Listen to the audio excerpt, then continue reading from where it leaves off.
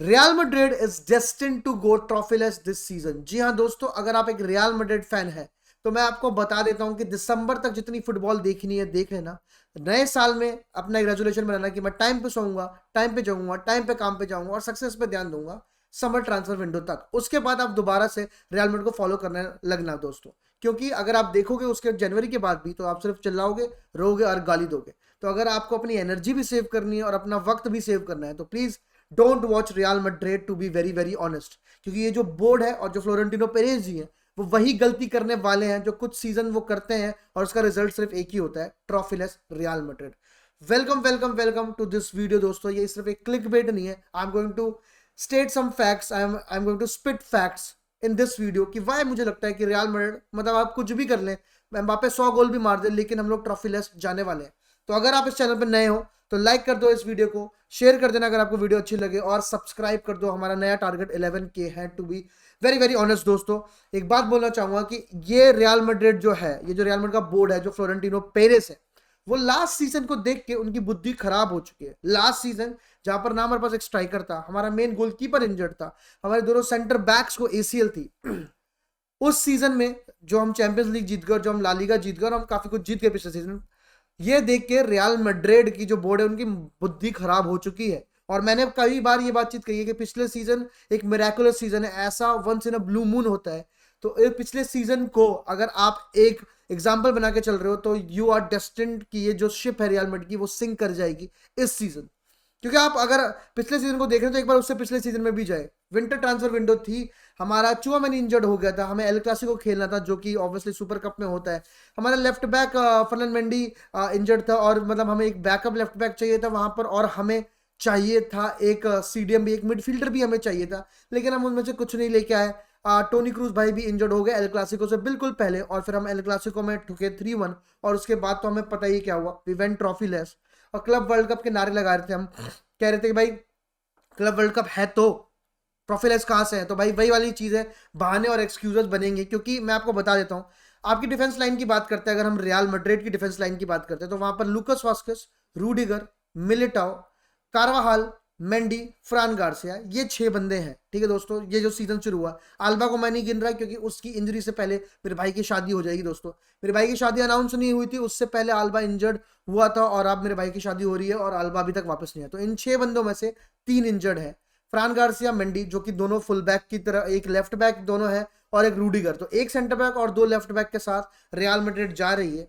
और कहने वाले की बात यह है कि रियल मैड्रिड की तरफ से आ गया है कि Real Madrid are not going to sign any players in the transfer window. उनको लगता है कि चुआमेनी एक सेंटर बैक है, उनको लगता है कि फेदे वेलवार्दे एक राइट बैक है, उनको लगता है राउल एसेंसियो कर लेगा दोस्तों। तो बात ऐसी है कि राउल एसेंसियो जो है, एकदम से आपको एकेडमी पे कोई फेथ नहीं थी, एकदम से राउल एसेंसियो को आपको लग रहा है वो उखाड़ देगा भाई, against Liverpool, against Bayern Munich, against Manchester city, against Barcelona, ऐसे ऐसे टीमों के अगेंस्ट। क्या आपको लगता है कि जो ओसासुना के अगेंस्ट कुछ 70 मिनट में हुआ था वो रेप्लिकेट कर पाएगा? मतलब आपको इतनी एकदम से एक्सपेक्टेशंस कैसे आ गई अपने एकेडमी प्लेयर से जिसको आप एक बार भी स्टार्ट नहीं कराने वाले थे?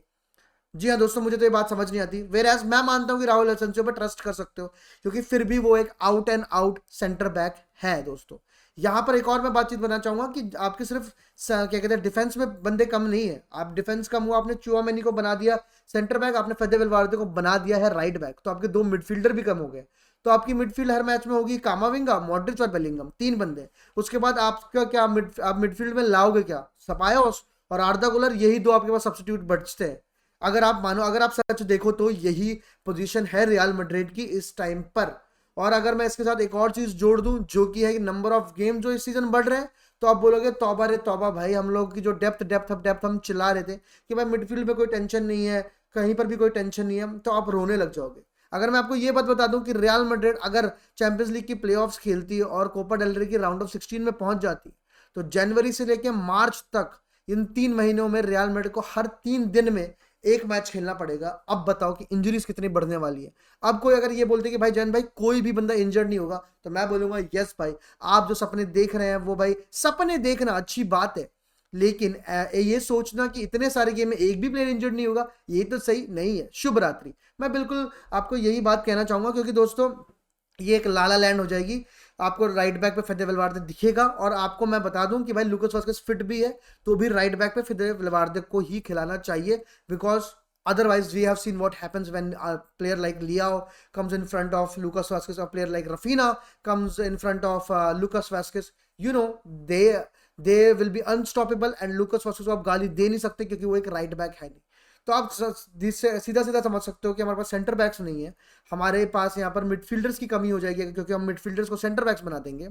और जहां पर हमें 2 सेंटर बैक खरीदने की जरूरत है, एक भी नहीं दोस्तों, 2 सेंटर बैक खरीदने की जरूरत है यहाँ पर हमें, और वहां पर आप एक भी सेंटर बैक नहीं खरीद रहे हो, तो आप कितने बड़े फुलिश हो। और फिर रियल मैड्रिड ब्लेम करने के लिए रेडी है, जो स्केपगोट बन जाएगा एंचेलोटी, और फिर एंचेलोटी को सैक करके ये सीजन खत्म हो जाएगा दोस्तों। तो ये पूरा का पूरा टेम्पलेट है जो कि पूरा सेट है इस सीजन के लिए। और मुझे लगता है कि भाई ऐसा ही होने वाला है अगर हम लोग विंटर ट्रांसफर विंडो में एक सेंटर बैक भी नहीं लेके आते। अगर एमरिक लैपोर्ट 10 मिलियन में मिल रहा है तो आपको लाना चाहिए। आपको क्या कहते हैं, मतलब लुकीबा अगर खरीदना ही है जो कि फ्री एजेंट बन जाएगा, तो अभी आप जनवरी में सही बातचीत करके उसे अभी भी ला सकते हो। तो दोस्तों कौन कौन से सेंटर बैक्स है जो रियल मैड्रिड में खेलने चाहिए, जो मुझे लगता है कि सबसे बेस्ट नाम है, वो मैं वीडियो कल बताऊंगा। इसकी कॉम्प्लीमेंट्री वीडियो है वो, तो वो वीडियो भी कल जरूर देखना। और ये वीडियो देखने के लिए बहुत बहुत शुक्रिया। वीडियो अच्छी लगी तो शेयर करना। हाला मदरी ईडा मास।